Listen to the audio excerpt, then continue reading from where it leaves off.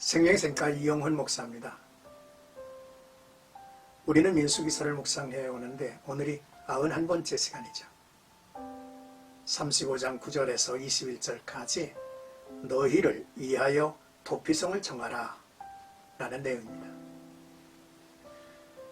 가나안 땅에 들어가거든 이라고 하셨는데, 이는 아직 가나안 땅에 이르고 정복하지 못한 것을 의미하고, 하나님의 약속이 성취되면 그 땅에서 반드시 실세해야 한다는 명령이죠. 도피성의 제도와 그 기능은 우발적인 살인자를 보호하는 것입니다. 이 조치를 통해서 하나님이 정의를 사랑하신다는 사실을 보여주죠. 먼저 9절에서 15절까지는 6개의 도피성을 정하도록 했죠. 너희를 위하여 성읍을 도피성으로 정하라 하셨는데, 이 도피성 제도는 하나님의 백성 이스라엘을 위한 것이라 말씀하고 있는 거죠. 살인이 또 다른 살인의 악순환을 막아서 이스라엘이 성결된 백성으로 살게 하겠다는 의지와 사랑의 표현인 것입니다.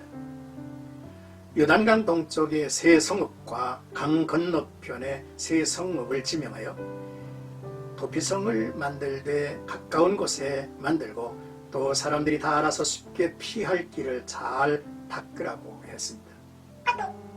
하나님은 살인한 자가 아직 판결을 받기 전에 피할 도피성 6개를 준비하게 하신 것입니다. 레위 지파에게 할당된 성읍은 모두 48개입니다.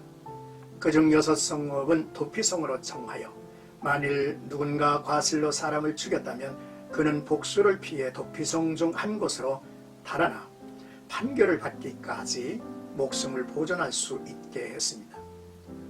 도피성은 무분별한 사적 복수를 막는 장치이죠. 그래서 우발적인 실수로 살인한 사람을 보호하기 위한 것입니다. 이제 16절에서 21절까지는 고의적 살인자에 대하여 라는 내용인데요. 하나님께서는 살인한 사람에 관한 규례를 주시면서 악한 마음에서 고의로 자행한 살인과 과실치사를 구별하여 처리하게 하십니다. 어떤 살인은 계획적인 것이며 매복하여 기다렸다가 의도적으로 저지른 범죄이기도 하죠.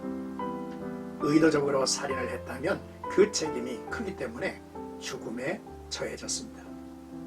철은 강력한 무기를 의미하며 철련장으로 사람을 죽이면 그는 살해할 목적으로 죄를 범한 살인자입니다. 고의로 하나님의 창조 목적과 질서를 파괴한 것이며 하나님의 형상을 짓밟는 행위로 반드시 하나님으로부터 제거될 수밖에 없는 일이죠. 돌을 손에 들고 사람을 죽이면 돌의 크기와 사용 방법을 불문하여 용서받지 못합니다. 살해자에게는 도구에 있는 것이 아니라 나무라는 재료라도 역시 의도를 살펴야 했습니다. 피를 보복하는 자는 피해자의 가장 가까운 친족이 보복하는 것이 당시의 권리였고요, 의무였습니다. 사법제도가 완전히 확립되지 못한 사회였기에 주어진 권리죠. 또한 고의적 살인한 자를 살려두는 것은 하나님의 주권을 침해하여 생명을 빼앗아도 좋다는 것을 용납하는 것이기 때문입니다. 이런 것을 미리 방지하는 것이 공동체의 질서를 유지할 수 있기 때문이죠. 살인의 원인이 미워하는 까닭이라면 사랑의 자리에 미움과 증오가 대치되고 쌓여갈 때 마지막은 살인이죠. 또한 원한에 의한 것이라면 미움과 오해가 풀리지 않고 계속 쌓이면 살인의 동기가 되는 것입니다.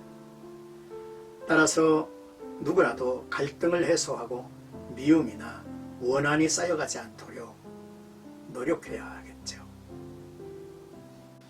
사랑하는 생각가족 여러분, 도피성은 죄로 죽을 수밖에 없는 인간을 위한 것이라면 예수 그리스도를 상징한다 보겠습니다. 이방인에게도 도피처 기능이 동일하다면 모든 인류가 예수 그리스도로 구원에 이른다는 예표이죠. 우리가 주목할 것은 도피처가 가까이 있다는 것입니다.